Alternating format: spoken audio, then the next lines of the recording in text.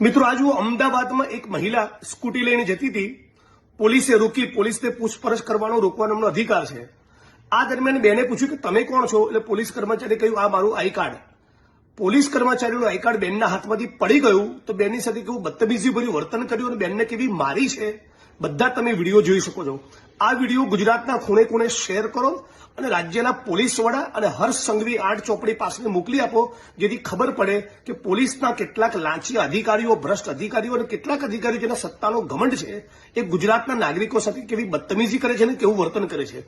આપણે બધા સાથે મળીને માંગણી કરીએ કે આ પોલીસ કર્મચારીની સામે ગુનો દાખલ થવો જોઈએ અને જે પોલીસ સ્ટેશનના હદ વિસ્તારમાં ઘટના બની છે એ જ પોલીસ સ્ટેશનના લોકઅપમાં આ પોલીસ કર્મચારીને રાખવામાં આવે.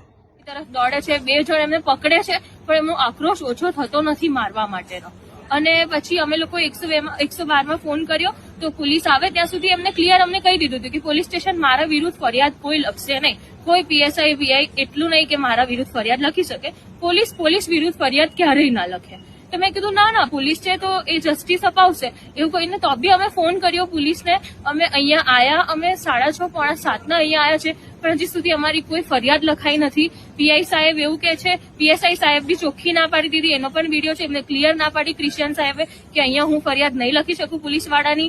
અહીંયા પીઆઈ મેડમે મને એકલી બોલાવીને બી ખખડાઈ કે પોલીસ દિવસ રાત મહેનત કરતી હોય છે, તમે સમાધાન કરી લો. એમને બહુ જ ખખડાયું કે દિવસમાં એમને તમારા જેવા કેટલા લોકો મળે, ક્યારેક આવું થઈ જાય. આવું ચોખ્ખું એ બેને જોરથી લડીને પણ મને ખખડાયું. અને પછી અમે અત્યારે હારીને અહીંયા બહાર ઉભા છીએ કે અમે પોલીસ અમારી મદદ કરે.